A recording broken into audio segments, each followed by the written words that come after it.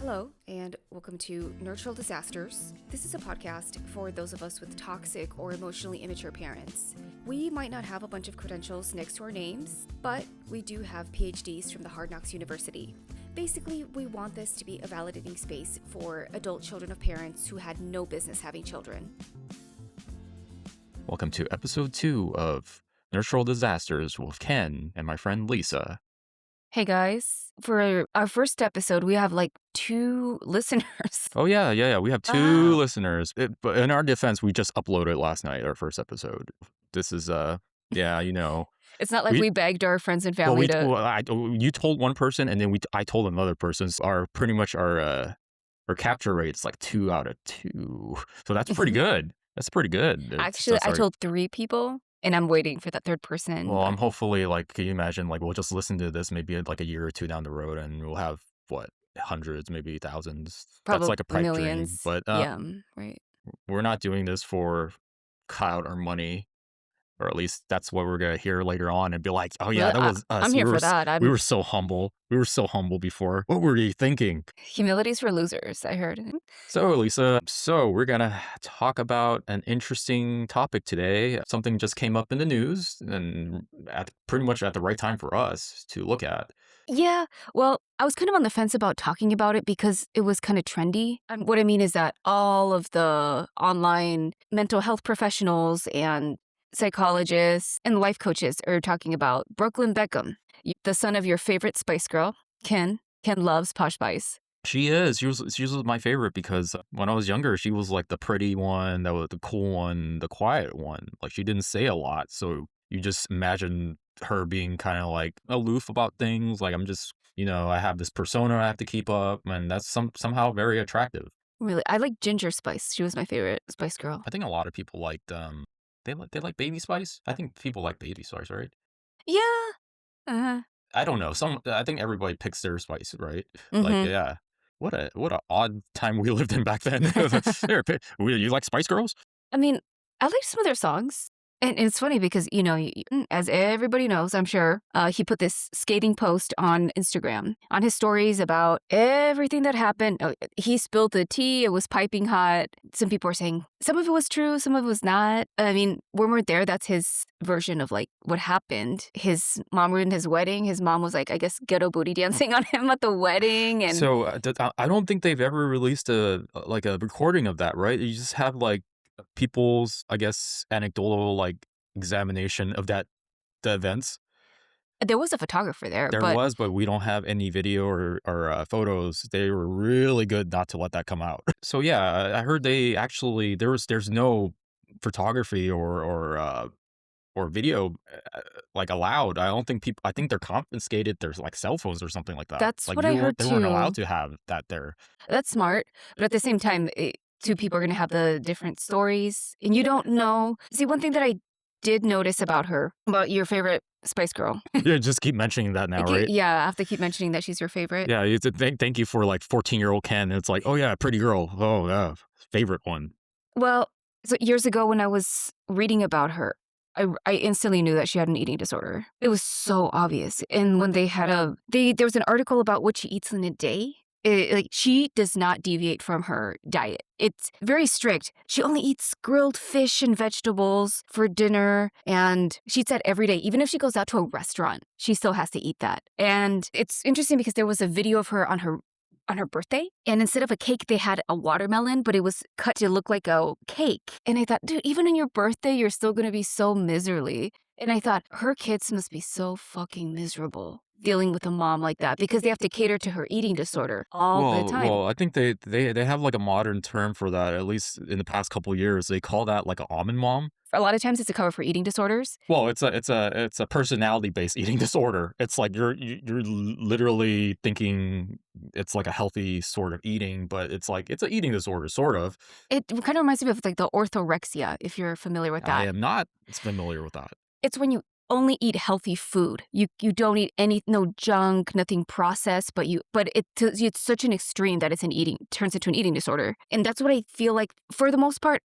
That's her eating disorder, and the only time she goes wild is when she has a glass of wine or she drinks tequila. The tequila part doesn't really surprise me because a lot of people who do keto, they actually can drink tequila because agave's low on the glycemic index. So it doesn't spike your blood sugar. I don't know if you've known people who are keto or low carb.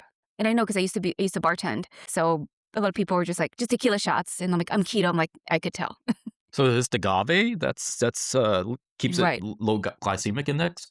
Yeah, it's low on the glycemic index. Anyway, but when I was thinking, it's very similar to like when a parent has an addiction, because I'm not sure if you've known people with eating disorders and how eating disorders are very consuming.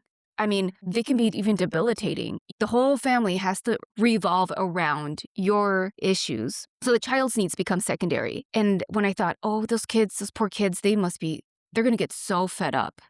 Yeah, it's just exhausting to be around people like that and having to deal with it. And so it doesn't surprise me that finally someone spoke up. But I think it probably took someone from the outside like him, like Brooklyn, for someone probably comes from the same background as Posh. Because Yeah. what's her name?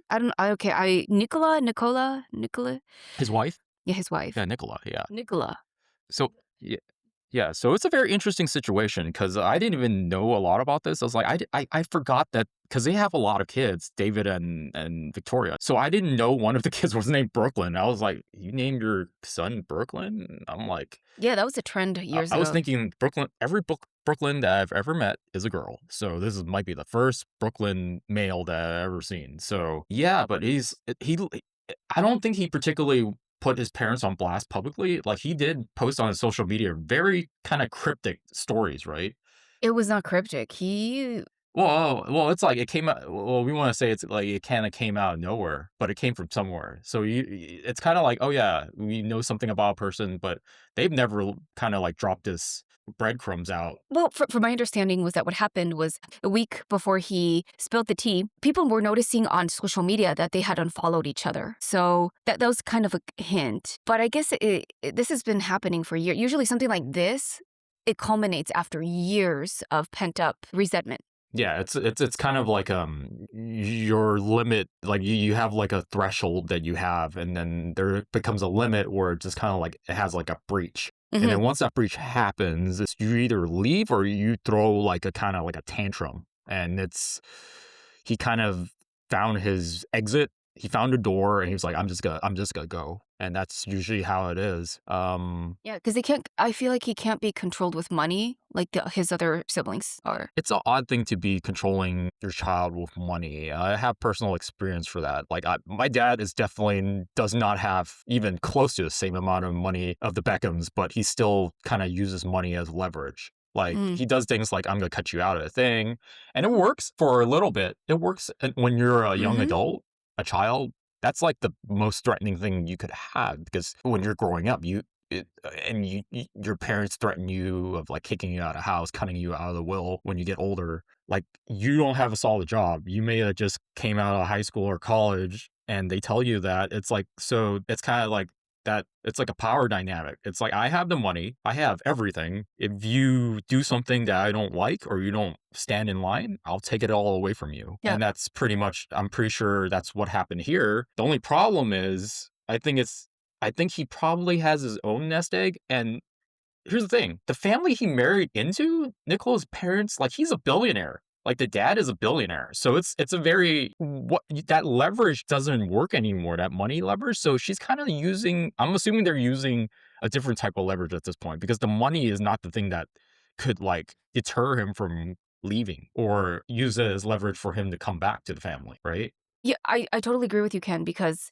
I think that financial abuse is the lesser known abuse that people are aware of. The fact that, like you were saying, he married into a billionaire family, so he can tell them to go fuck themselves. Especially when Victoria was probably like, no, imagine being in a restaurant with your mom and it's like, I only eat vegetables. Or it was a British accent. Oh, I only eat fish and vegetables. Wait, is that what you think of British accents? I was like, Yeah, I've been to London. I know that's how they talk. Oh, governor. I find it so annoying that the British could just do like an American accent without any issue, and we can't do like a British accent without like them laughing at us. We just like, hello, governor. Hello, Only governor. fish and vegetables for dinner every Everybody night. has a Cockney accent. Everybody sounds like British. Yeah. Well, the thing is like even as let's say like, oh yeah, she's my favorite Spice Girl. Even back then, she looked like she was very like difficult.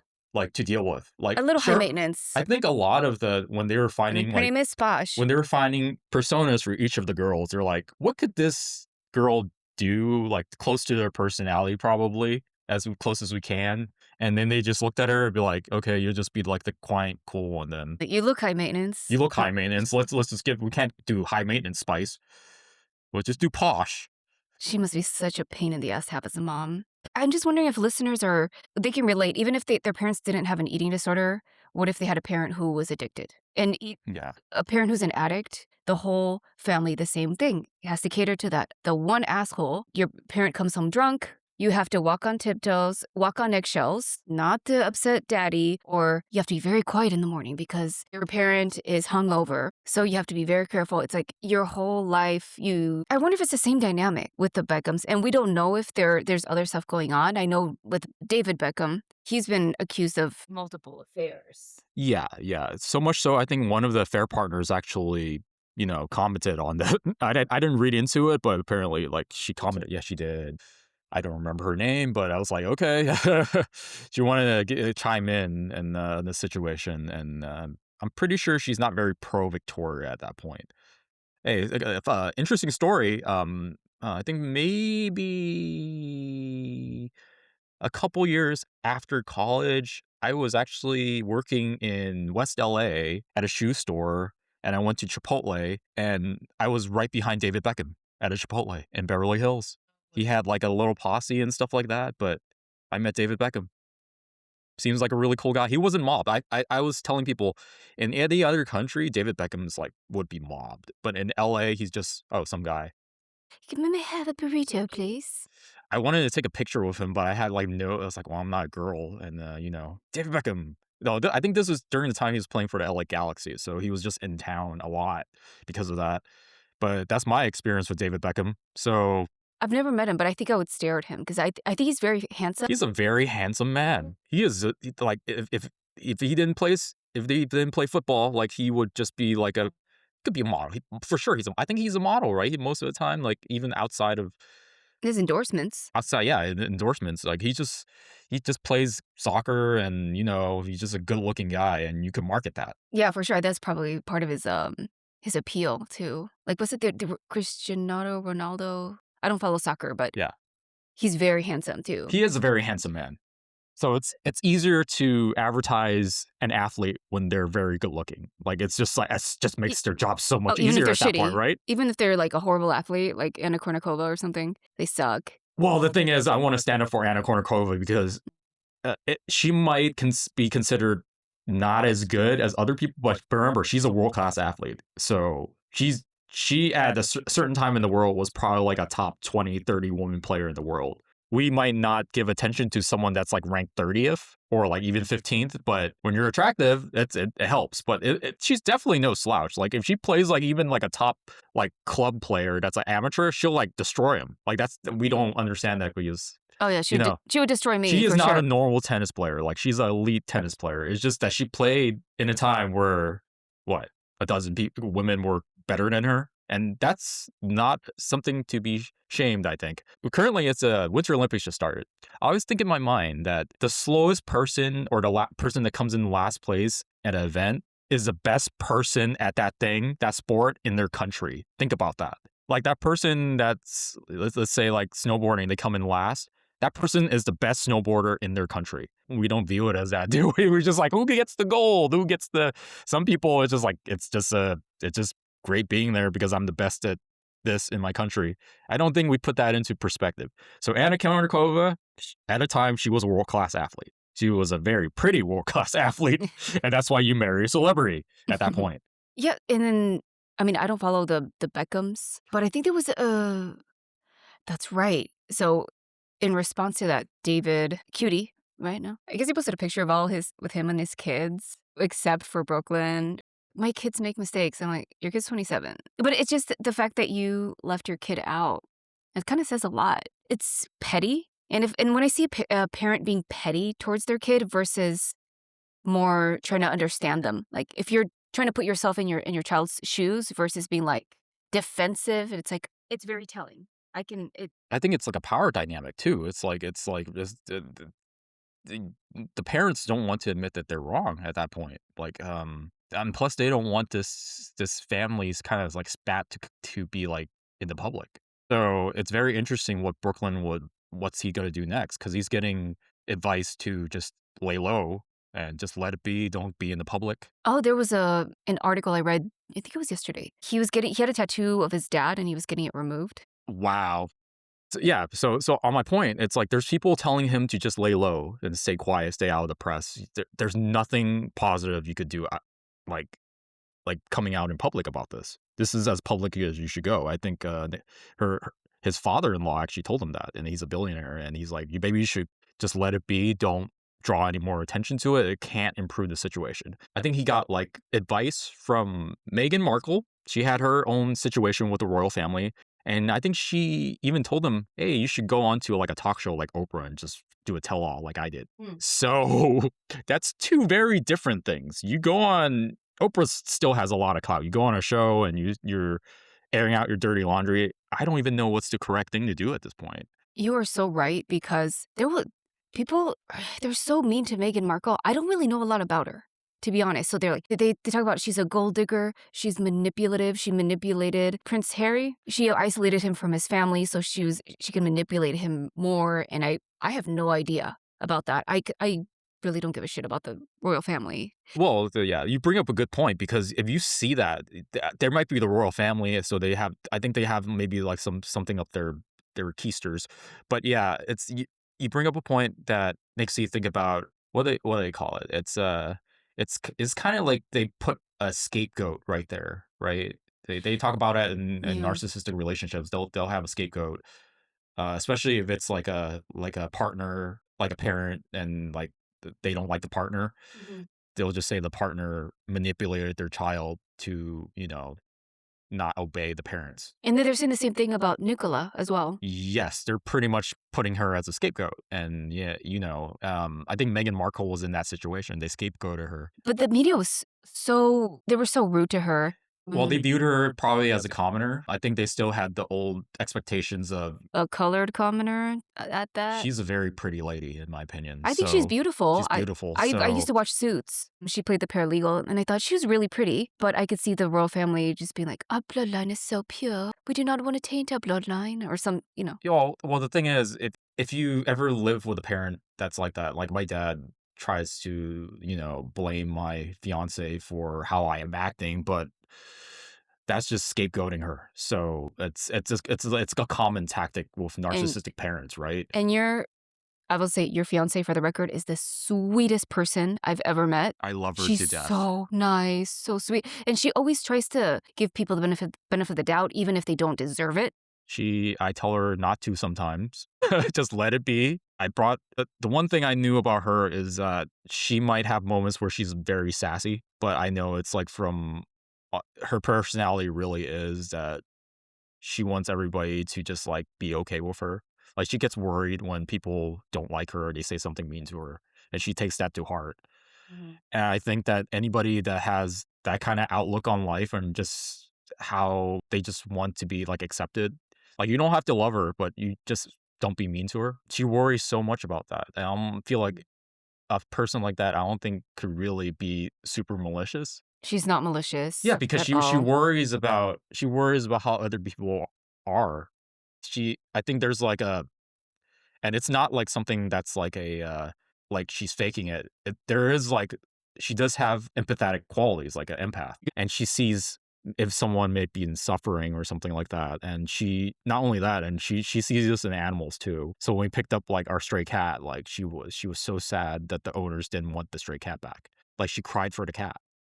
She has a really big heart, and I hate it when people pick on people like that. Well, that's the thing. My dad kind of picks on her because there's a situation. I don't want to talk about how the situation happened right now, but when I went to therapy, I told him about that, and I worked through 1 or 2 years of just, hey, if I only had stepped in right here and tried to de-escalate this situation, like a kind of like a mini fight between my dad and my fiance, like that would have fixed everything. But then as therapy went on, I realized it's just a moving goalpost. Like my dad would have found something else that he didn't like about her, and that to any ex girlfriends or anybody else that I've dated, that have met my dad, met my parents, I deeply apologize for his behavior because he literally has not ever said anything nice about anybody I've dated.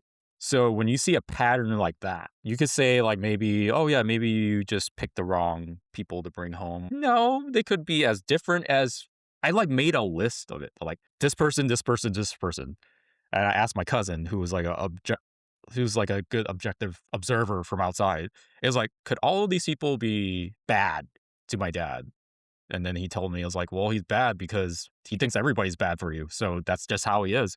And if you view it in that way, it's like, okay, so I know I heard about boy moms where I think Victoria Beckham might be a boy mom where nobody's good enough for my son. The only person that's good enough for my son is me, the mom. Yeah, if Victoria Beckham is a narcissist, like some online people say, If not a narcissist, she is a boy mom. There has some narcissistic tendencies, maybe, like just delusions of grandeur in her head. Yes. but I don't know if you've noticed narcissistic moms, they have weird relationships with their sons. It's like almost like they call it emotional incest. And with the boy mom thing, it's so fucking creepy. And I have a I have a family member. Her mom is a full-blown narcissist. She's like, what would you say, low-grade narcissist? And she has a couple kids. Her eldest son, she has a weird relationship with him. When you say boy mom, and she'll even post on social media, I'm a boy mom. And I remember when her son was like 6 months, she was like, you know, when he goes pee, his penis gets really big. I'm like, what? And then she would say, when he kisses me on the lips, I just melt. You're talking about a baby. What the fuck? I just thought it was so creepy. And there's a weird enmeshment with her son. Yeah, and then when she was pregnant with the second one, rather than the way she talked about, like, I'm like, oh, did you name him so and so? Oh no, we decided to name him that. I'm like, you and the baby daddy? No, me and my son, her eldest son. I'm like, as if he were the surrogate spouse. You know what I mean? And I don't know if Victoria's relationship is like that with Brooklyn. Brooklyn seems he's probably more of maybe the scapegoat. Or if he was her golden child, she's gonna hate all of his significant others, regardless if daughter of a billionaire or daughter of a garbage man. She's gonna find something. I would have thought that based on how they treated Nicola, that she was like a peasant. Nope. Family of a billionaire doesn't have any kind of like terrible things she did that is known in the media. So I don't know what it could be, but we all kind of know why. Boy mom, nobody's good enough for your son. If she could marry her son, maybe that's it. Oh yeah, that's why you call it emotional incest, I think. That's what we're thinking. That's probably what's happening. Oh, and I could see Victoria thinking of Nicola as a threat because they can't guilt him with money anymore. They can't financially abuse him like they do with the other kids. Yeah, it's like, oh yeah, what were they gonna do? Bribe him with money? I don't think it worked, right? Even because I think Brooklyn has like probably his own money a little bit. I know he mentioned, was it maybe the Beckham brand? They wanted him to sign on the dotted line. That's right. I'm like, what is this Beckham brand that they're talking about? That they needed him to sign on the dotted line. I'm like, is this like signing his like rights, his likeness over anything does with the Beckham name or something like that, or who knows? I think he's famous enough where he can license out his name and image, for different products. Well, at least just the Beckham name. The Beckham name is like people. You say Beckham, you immediately think David and Victoria. It's just entrenched in. But then he refused to sign it, right? I think that's what he said. I think I'm not sure if he said it, but he said it was kind of like a force. They were like, come on, sign it. Come on, sign it. Quick. Oh, that's under duress. It sounds like under duress to me, but Yeah, so it makes me, and it boggles my mind. Maybe in a couple months we'll find out more about that. But it seemed like, yeah, he did pretty much air out his dirty laundry on like Instagram, pretty much. So it kind of gives, what do you say, like gives more clarity to why they had a falling out. yes. Because they did have a falling out. It sounds like a financial abuse situation because they're so concerned with money. It's funny. There's a therapist online. Her name is Whitney Goodman. I read her book Toxic Positivity a few years ago, and she said something very good. Like it just came out, and it was so basically about financial abuse. She said, The relationship was never unconditional. It was always a transaction. And I was like, "Oh, right."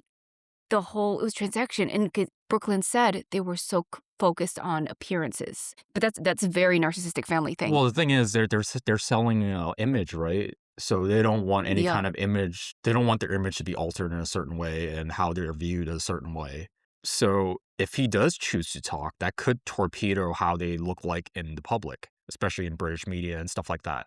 Oh, yeah, he could be yeah, I mean, Harry wrote that book, Spare, that actually your fiancé was telling me about. I haven't gotten a chance to read it yet, but Brooklyn could probably write a book and, spill all the tea. Oh, Yeah, yeah, that would be very interesting. I'd read that. but I always want to bring up that point where they would scapegoat like the spouse, right? That of your child. That's apparently the spouse is influencing the child's like kind of like combativeness or willingness to fight back and blame them. It's like you brainwash my daughter or my son. That is total BS because that person probably just gave your daughter or your son clarity and courage to stand up for themselves because this doesn't happen out of nothing.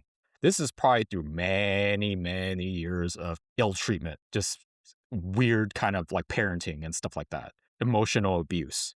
It doesn't happen just for overnight. Your kid isn't, it's very unlikely that they didn't just one day just met a girl and the girl was just like, you know what, I'm going to turn against them because I love my wife. No, you probably did something to the kid where it's just like, oh yeah, I have a support group now. I'm not afraid to tell you what a piece of shit you are, mom or dad. It gives them courage. It really does. It's like when you have someone else and they love you unconditionally, you gain that courage to talk back against your oppressors. And when you get older, it's like it doesn't make it any easier when you get older either. Like you always know your parents are like your parents, and then there will be people around that'll tell you, hey, be nicer to David and Victoria. Be grateful because they pretty much gave you like an empire to feed upon for the rest of your life, right? We were talking about last time. I'm surprised you didn't bring it up about him being a nepo baby. But yeah, the Nepo baby, right? They're always gonna be invalidating his experience because he went to the fanciest private schools and had the best of everything. But the thing about him is that he's not educated. He never went to college, as far as I know. He's never really had a real job. He's basically just lived off his parents. I can see how that situation gets more complicated. Yeah, because he is pretty much being funded by what? Mom and dad? Well, probably now his wife. I think it was a rumor. It said that Nicola's father gave her $1 million a month as an allowance. You're laughing. And I thought, okay, if they're even if it's not true, that's still enough money for people That, for them to live I don't comfortably. know her very well. Does she work? She's a model. Is she okay. Yeah, The way I said I it, know it a was lot. like- I know a lot of people from wealth that just become models, right? It's like, well, you're pretty, so and your parents have money, so might as well become a model. Gives you something to write on the resume. What were we talking about? Like normal people need resumes. The wealthy do not need resumes. They just need like, hey, hire my daughter. Not to change the subject, well, something kind of related is that I've worked at country clubs in Mhm. LA, and these are exclusive country clubs. I remember seeing a lot of A-list celebrities who go there.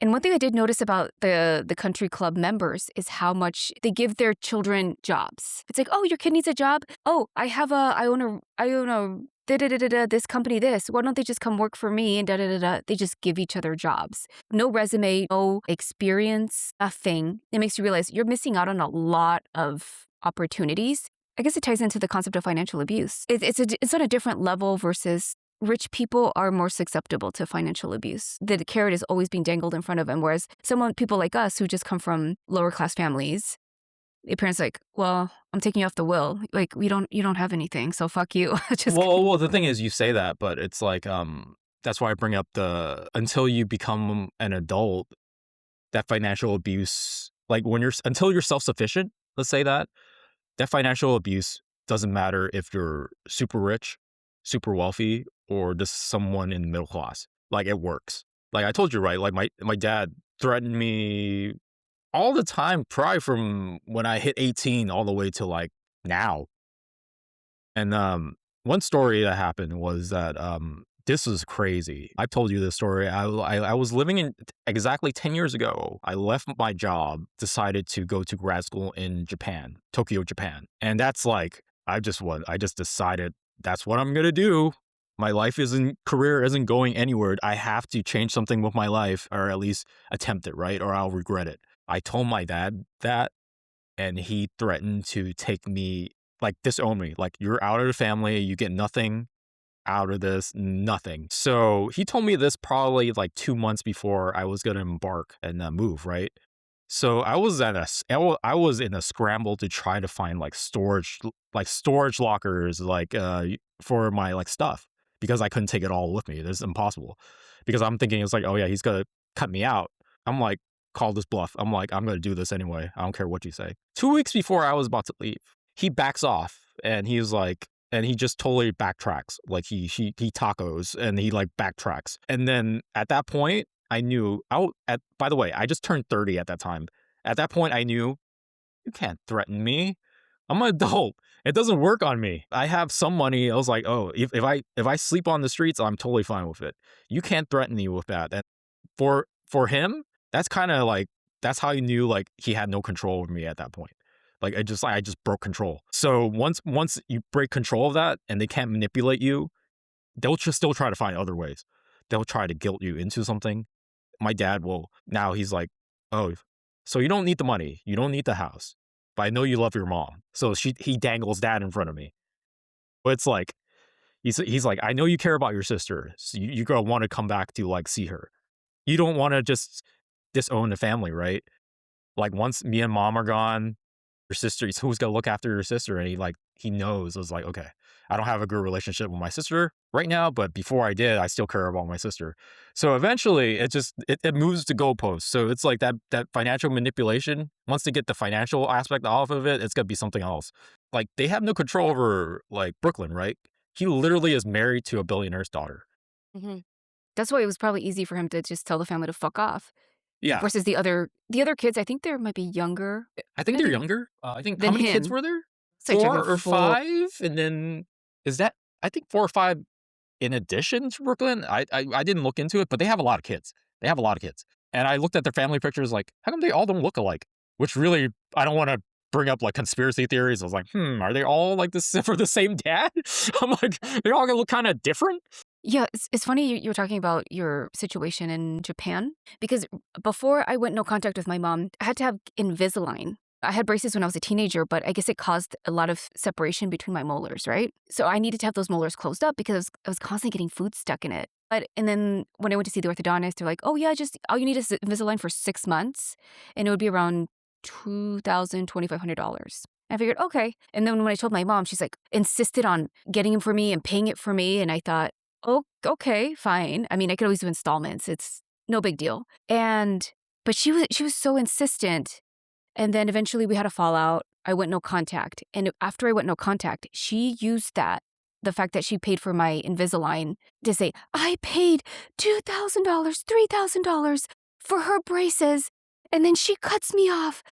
She made herself to be out like such a victim because of it. Like, she used that as a way to make me look bad. And I thought, oh, that was so emotionally and financially exploitative for her to do that. And I heard through the grapevine, obviously, people would tell me, my family, she's saying this about you. She makes herself out to be such a victim. And eventually, after hearing that for months, I got so pissed that I was talking to a family member of mine who I just talked about earlier, the one who's kind of emotionally incestuous with her son. I told her, insert name, you know what she says about you, right? And she goes, what? I'm like, she said this and this and this about you. And she goes, really? I'm like, yeah. And I don't even want to say it because it's bad. Basically alluding to her being a slut, basically. Yeah. So anyway, I told her, but amongst other things, she goes, I have a bone to pick. And I'm like, okay. Because I was pissed at that time. Cut to sometime later. I talked to my family member. And she goes, oh, I confronted your mom about what she said. You know what your mom said? I'm like, what? She's like, that you're a miserable person. I'm like, oh, that I'm a miserable person because I said what she had said about you. And she had an audience. She didn't just tell me. She told a lot of other family members that. So I have witnesses. But the fact that rather than say, fess up, I said this about you. No, she doubled down and said that I'm a miserable person. So it goes along with the Beckhams. Brooklyn's parents. They double down and say, my child is wrong. I don't know. What do you think, Ken? Anybody that's going to confirm their beliefs that they're the right ones in their parenting, they're not going to snap out of it. Like, even if someone tell them they're really screwing up, I don't think it's going to manipulate their situation at the moment. I'm just thinking, like, people that have similar personalities probably get together, right? David seems overall in a persona kind of like a nice guy. But then we're all thinking, why is he going along with this? What's the deal? Is it that I really don't know. I don't think they've said a lot about how David views this, other than the fact that David kind of not talking to his son, kind of avoiding his son, not really giving up any kind of like nuggets in the public and in the media. So There's actually this one lady on Instagram. I think one or more of her children are estranged from, and she says through counseling, she said she realized that she was an emotionally abusive parent. And she's like, oh, I don't blame my kids for estranging themselves from me. I was so toxic. And she has this whole blog saying, I'm giving them space while they figure things out. And if they want to come back, let them come back. And I will be here and my door's always open for them. And I've changed and I've been going through therapy and changing my ways. And she gives them the space, and she does not diminish their experience with her. The fact that she validates them, it's she's built up a lot of emotional maturity. And I was reading the comments and people saying, I wish my parents had half of this self-awareness. I would reach out to them. honestly, that's the thing about the parent, right? It's very, in my opinion, very hard to admit that you screwed up. That's admitting that you messed up your kid and stuff like that. Especially the boomer generation. That's the ego will not allow them to see that they do anything wrong. And I'm not trying to boomer bash, but I see that a lot in that generation. And so many of my friends just have these issues with their boomer parents. And, to be fair, they were the me generation, right? Back in the 70s. There's a reason for that. Well, it may be how they were brought up too. They never got the opportunity to call their parents out on any kind of bullshit their parents did, right? Usually. And then they got to a point where it's like, I'm the parent now. I don't care what my kids say about me. And that could either be one of two ways. If you're like a parent that's doing, like the horrible stuff to your kids, raising them, either the kid is going to like exit your life, or you're going to throw some hissy fit and try to, leverage things to get your kid to be around. Yeah, because the Beckhams, they're boomers, right? I don't know. They're not that old. I think they would be Gen Xers. Are they? Okay, so yeah. Yeah, because Victoria was born in 74, and they look great, I will say. Obviously, they take really good care of themselves. Okay, and they have 4 children. They have a brand to promote, so I would think that's why they all look great. Yeah, that's true. Yeah, it's interesting with the toxicity of the boomer generation, our parents being boomers, and our parents didn't get along with their parents. My mom did not get along with her mom at all. My grandmother played favorites with her kids. My grandmother had 12 children, and she favored the boys over the girls. But that was pretty normal back in the 60s. It was intergenerational. But, on this note, anything you want to add, Ken? No, maybe we should, we're running close to the time, and then we should pick it up in the next episode. Okay. Well, thanks for listening. This is only our 2nd episode, but we're really excited. We have so much to talk about. We'll see you next episode. All right. Bye, guys. Bye. Trying to sleep.